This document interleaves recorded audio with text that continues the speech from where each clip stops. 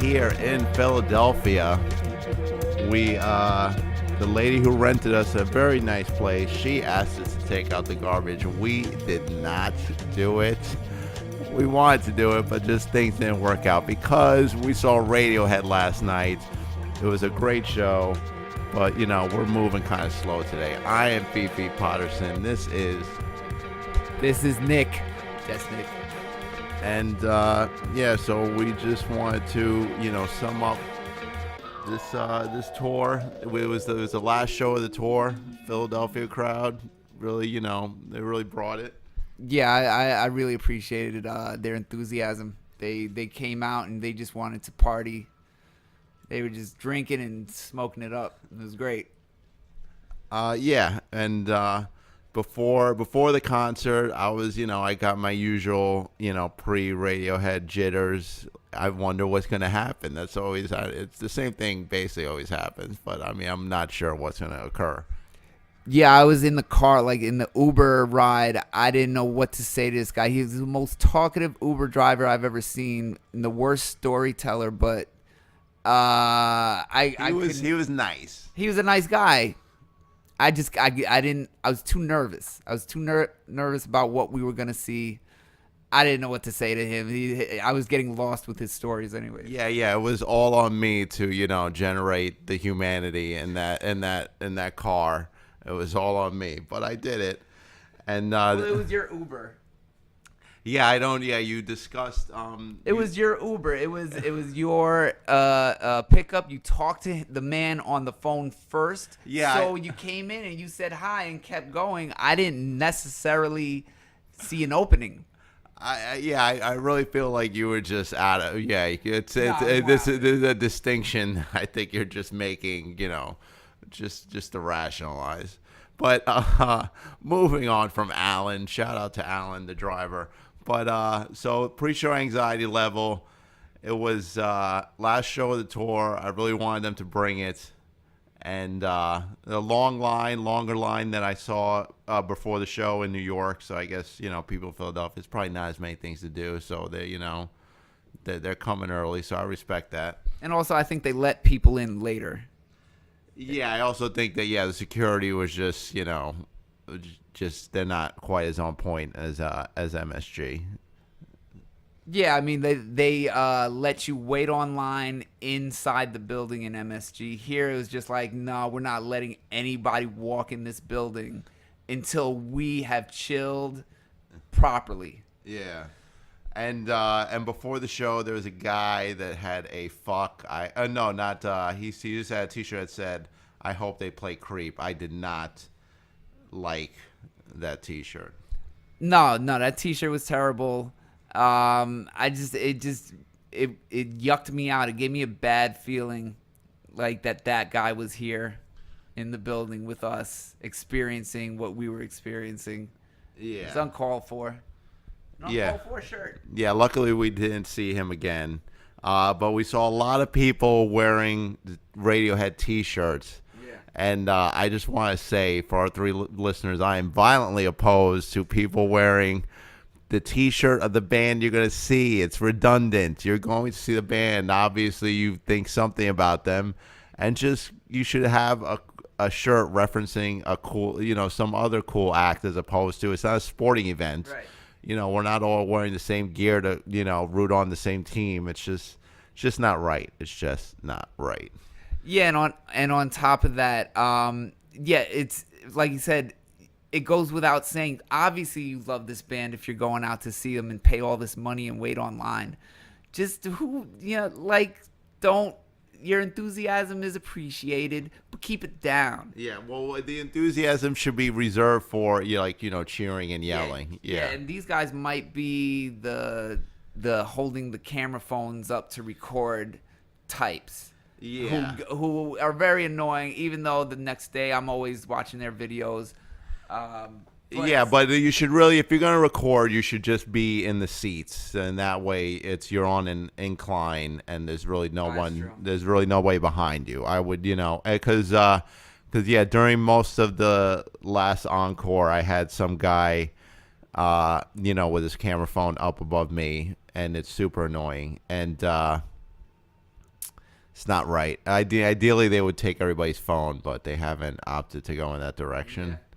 But it'd be nice if they did that next time around, assuming there is a next time around. So the opener, it was the fifth time I was seeing the opener. Unun. I thought it was Junun. Yeah, I think you're right. Yeah, Junun. I was nervous when I said it. So what do you think of them? Do you like Johnny's little super group? It is a super group. Those guys are just ultra talented at what they do. Yeah, they're great. I mean, they're amazing. I mean, they did the same exact set list every time. I never got tired of it. It always worked. They had great spirit. They were like super happy to be there. It was like a great way to open the show. And they have a interesting 2-man mini group within the group, which is those two guys on the right who sound like they're rapping a lot of times. You can't tell, but they are rapping. Yeah, I was calling them Indian Nice and Smooth.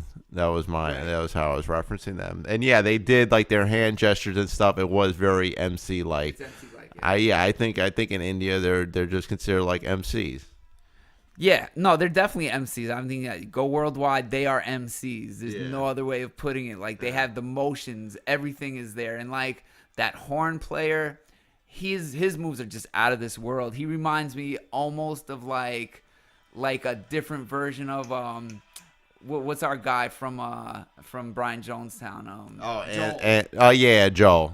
Joel. Yeah, Joel has these great dance moves. This guy is just in the back, like doing his thing, and just blows the horn at the right moments. They're great. Yeah, the trumpet player. He's the Roberto Benigni of Junun. Yeah. So the lead singer's great. I saw him at the back of the general admission at the fourth show at Madison Square Garden. Not as tall as he looks on stage. And I remember Michael I went with. He was like, "Oh, is that the lead singer?" I was like, "No, it can't be. That guy's not tall enough." The horn makes him taller, I think. Yeah. So and then Radiohead came out, and they did Daydreaming, which they opened up every show with Daydreaming. It's the slowest song they play. It really throws down the gauntlet of like, oh, you're excited? Well, yeah. Wait a little longer. Yeah, we're gonna bring it down to the ground. It's quite it's quite the weird way to throw it down, but they're Radiohead. They make it work. Yeah, I mean, I wasn't that in favor of it, but they did it really good last night. I didn't mind it. I'm okay with it. I loved in 2012 when they did Bloom to open their shows, because that just sets it off. Like, oh, is that Bloom right there? That is Bloom. Yeah, it's okay. Bloom right from the basement in my phone.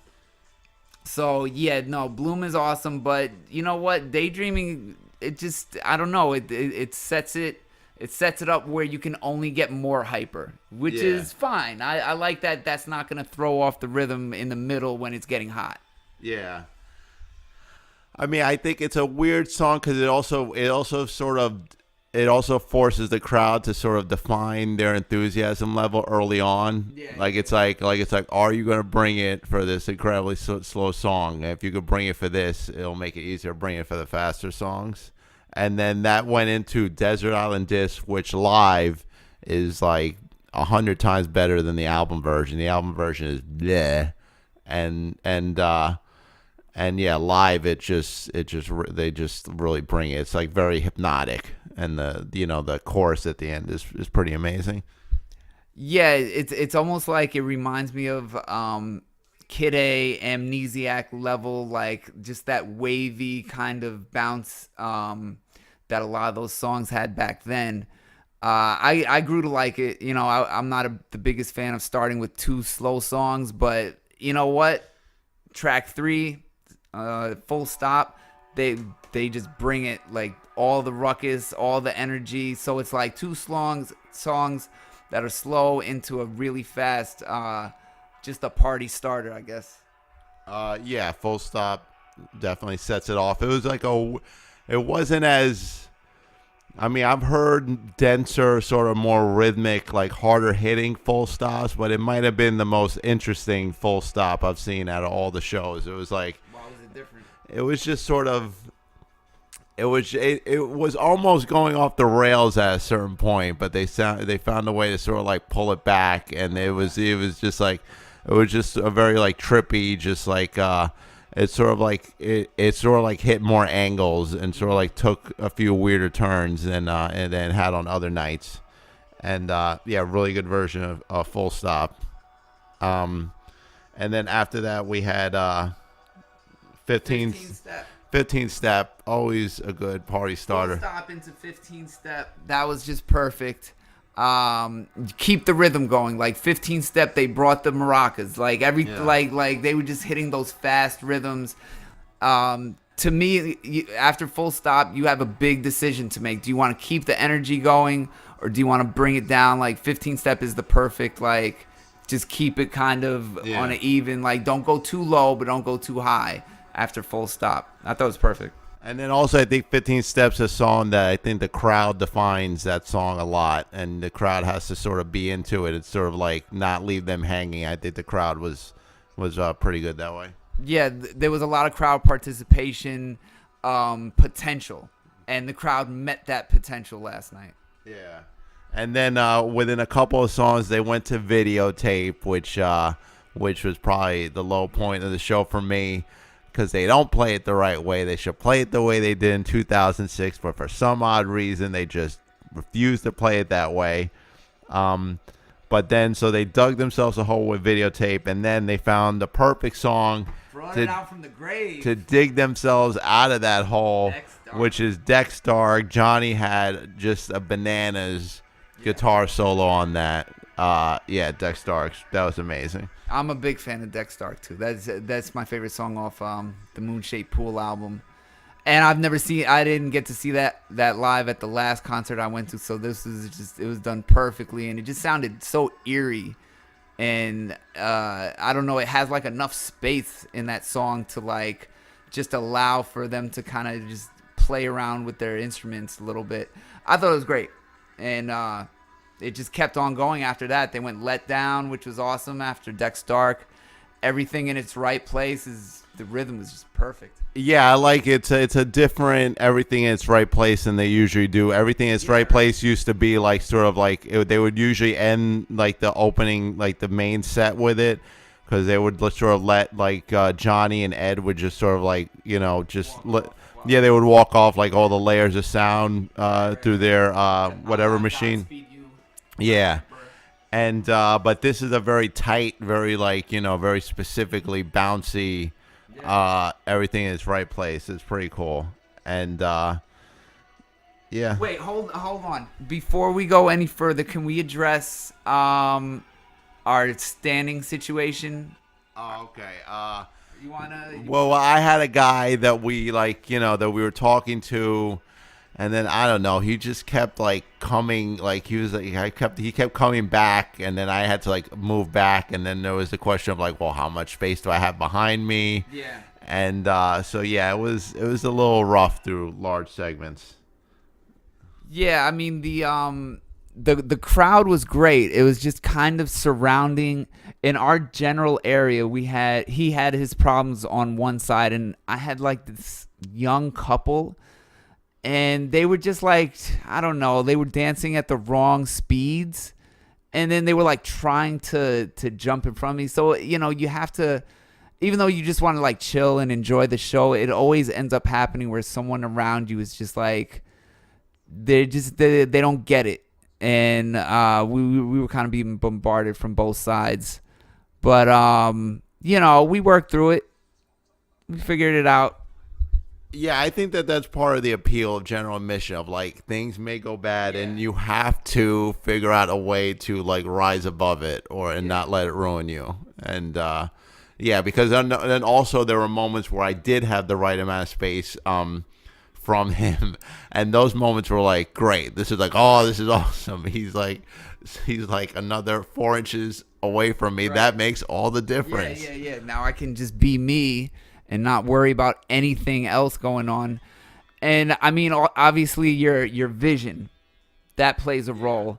Because for, I'd say the first maybe at least, I want to say up until Deck's Dark, which is 8 songs in, I had the most amazing view I've ever had. I mean, I had Johnny and Tom, and if I could kind of angle around the tall woman's head in front of me, like I could kind of see the drummer.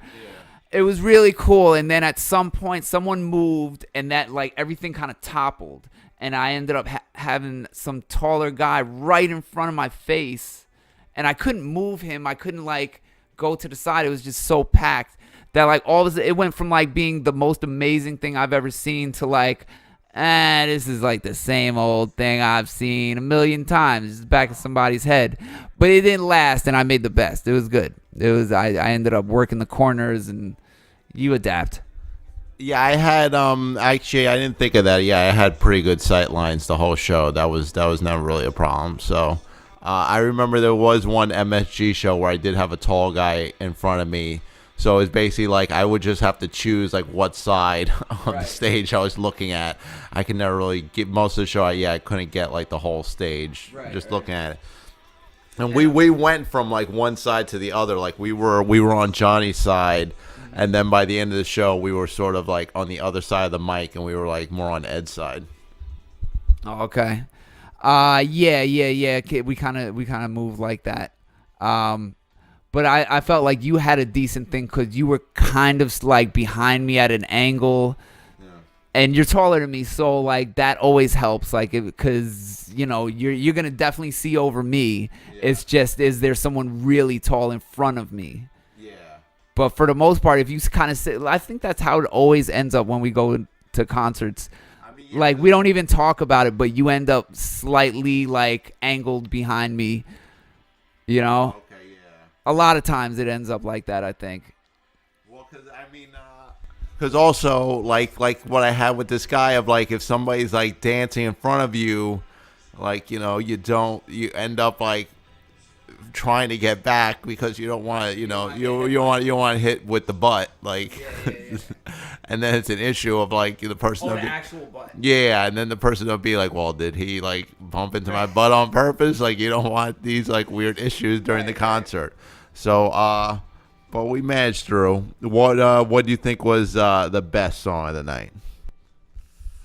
I really liked Lotus Flower. I thought Lotus Flower was just perfect. We were talking about it before. Lotus Flower is one of those ones where it's such a perfect song. Oh, Weird Fishes too. I thought that was amazing. Yeah, like to end the show, they did Weird Fishes into Karma Police. Like Weird Fishes, people freaked. That was a great little selection right there. So I'd say both of those, Weird Fishes and Lotus Flower. I would probably go Deck's Dark. That was there was something about that just like really, it's a great live song. Just the rhythm of it. Yep. There's like a cool like creepiness to it. And it's really good. But Spectre was also really good. He said probably the funniest thing I've ever heard Tom York say at a concert, which was that it was more the delivery, just that they wrote this song for the James Bond soundtrack. They didn't like it, so we're gonna play it for you tonight. That was pretty funny. There was one. I'm trying to look up the lyric. What was the lyric? The only truth that I can see, Spectre has come for me. I don't know. That was a really good line. He delivers it good. Yeah. And probably my least favorite song of the night was Videotape, because the whole time they're playing Videotape, I'm looking at Johnny going, pick up the guitar, and he just won't do it. Because also the change, if you haven't heard the 2006 version, the change is really like Johnny could literally just like pick up the guitar and just at any moment just decide he's going to change the song, and everybody would have to react to it. That's the one thing from these shows of like, it's such a big show that they do they can't be super spontaneous. Yeah, that's a good point. There is a lot of, you could tell there's a lot of like everything's planned out. It's not too much off the cuff. I felt like we got a little bit off the cuff on this one, which was good in a good way. I mean, they definitely wanted they were trying. Like Tom talked a lot. He was definitely like trying to connect with the audience. But yeah, like they can't just randomly like play a song that's not on the set list. There was in the 15 slot they could have played You and Whose Army, but instead they played Optimistic. Which was good. Yeah, which is good. It was. I mean, I still don't think I mean, I would like it if they played Optimistic the way they did in 2000. But it's still really good. Oh, and right before Optimistic, they played House of Cards, this amazing rendition. And that's always special because usually I've never heard House of Cards live. I don't think. I was trying to think about it. That was as perfect as you could get, and also it's following Lotus Flower, like Lotus Flower into House of Cards. That was perfect. Yeah, it was a good one, and really good exit music, and And there. Yeah, really good there. Johnny, again, another amazing guitar solo on there. The Taurus, I thought maybe lagged a little bit. Yeah, a little bit. But it's still such a great song that And also it came at a time, in the concert where it's like they're about to close the second encore. Oh no, they're gonna close the first encore and get to the second encore. So it was fine. It was like okay, leave us with that. We know you're coming back on. Just give us some good stuff, and they did. They brought it. They brought the bends, crowd favorite. This tour, it seems like. And then Weird Fishes and Karma Police. Karma Police is the best way to close a show that I've seen. Yeah, and I predicted you did. that they would play Karma Police last, just because they do the sing along and everything. Right. I also want to give a shout out to the crowd because I thought it was pretty cool that while we were waiting for the first encore, there was like a buildup of clapping and just like the way, and everybody just went berserk, and then Tom and Colin came out like just the right moment, like it just really all sort of like came together really nicely. Yeah, I'm glad you mentioned that clap, because do you know where that originated from? Yeah, I'm taking credit for the clap. I'm taking credit for the stadium's clap. All right, I guess maybe it's possible. Maybe it's possible. So I missed that, but I mean, it is possible. There's no way to, definitively deny it. So I was in the center of the. So you started that whole thing. I did the clap. I remember, because you know what it was. I remembered it when we went to see another concert, Blonde Redhead, and they did that clap before the encore, and I was like, you know what? That's cool. That's simple. That's something everyone can get behind. It's just a rhythmic clap, clap, clap. I kept doing it. Everybody else did it. I'll take credit. All right, I didn't know there was that much thought put into it. So that was a great moment. That's going down in the history books for me. All right, and so yeah, a lot, and the Bends, I thought I mean, I saw them play it probably like 3 times this tour, and yeah, it was really great, and they're just they were in tune with the crowd. Oh, but one negative I have to bring up is that in the projections they like show like, slivers of like their faces. They obviously probably have small cameras on the stage, and I don't know. I could go without their faces. I could just go with weird lights, right, as opposed to I don't know. I mean, I don't know. I guess that's for people in the back. I don't know like how much of a I mean, I don't know. I think it'll be fine without it. I mean, we're so close. We have a direct line of sight at Tom's actual person. Yeah. So for people who are in the seats in the high 200s and stuff, like maybe those images make a difference. For me and you, it didn't make any song better. Like I never like looked up once and was like impressed with the visuals if they were showing him. But what you got going there? Yeah. Playing some more songs. So okay, can you talk about this being possibly their last? Or at least like how they finished their tour. Like this was the finishing concert of their tour. You're way more experienced than me. You saw 4 at the Garden. I only saw 1. I mean, well, luckily, I mean, from the way Tom was, I mean, he specifically, which I don't think I've ever seen at a Radiohead concert, he like specifically said how much he enjoys playing with the other guys in the band, and it's felt very very heartfelt. Yeah. Yep. So yeah, I don't think we really have to worry about it being the last Radiohead show, but I mean, you always have to consider it, but. They seem to really enjoy playing with each other. I'm a little disappointed. I'm always a little nervous that they weren't playing new songs on this tour.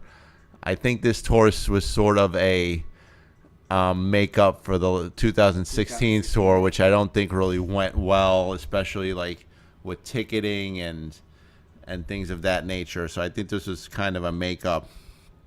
And But they're still the best. They're still Radiohead. I mean, sort of like I've been to so many Radiohead concerts. All the sort of they sort of all bleed together. Mm-hmm. But this one was pretty distinct, and it was they really brought it, and it was a great crowd. Yeah, the crowd was awesome. I've never it was a real Philly crowd, which I appreciated. It wasn't like you're going to concerts how we usually do, and you can tell it's not really people who are from New York. This is a Philly crowd, like you could feel it. It was I don't know, the crowd had a pulse. They wanted Radiohead to bring it, and Radiohead wanted to bring it. It was one of those just things where like they're going home after that night, so why not just give them like a great show? I thought it was great. I saw their King of Limbs tour a couple times, which I thought was just amazing. And I thought, honestly, like this show was better than those 2 that I saw back then. Really? Yeah, I mean, the set list before for the King of Limbs tour was just amazing because it was just like it got the party started. There's a lot of fast songs, but this one, I like how the Moonshaped Pool songs are played live. It's all about where they put them in the set list. If they put them in the right places, I think they're perfect. Did they play? I don't think they played any Moonshaped Pool after the first 3 songs. I'm pretty sure they didn't. No, they didn't. I mean, Spectre's kind of Nah, that doesn't count. I mean, yeah, it's the same period though. But yeah, it was. Oh yeah, and the only other thing I'll add is that Nick mentioned it in the car. I'm of the belief that every Radiohead show is incomplete without the national anthem. But it was such a great show. I honestly didn't even notice that they didn't play the national anthem or Body Snatchers, and I was completely fine with it, which is pretty amazing. Yeah, that says a lot because it's always.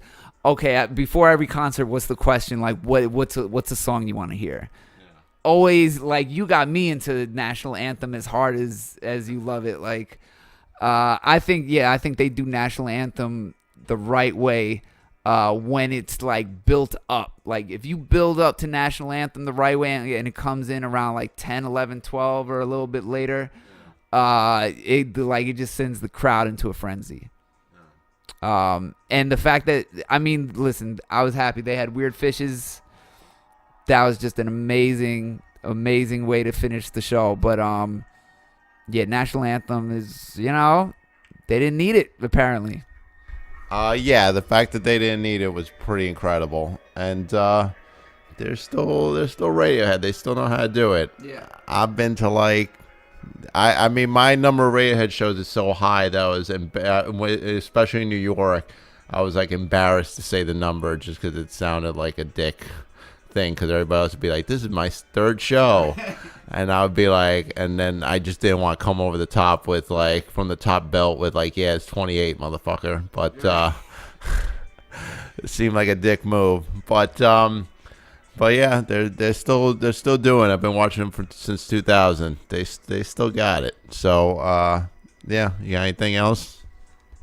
No, I think we could wrap this up. It was a great show. You know, big mega show, Philadelphia. It was great. Yeah. So if you weren't there, if you didn't see it, yeah, you're not. Yeah, you're a lesser person for it. I'm sorry to have to point that out to you. We're not lesser people, but we have been improved as people because of witnessing that concert. Yeah, ipso facto, they're less than us.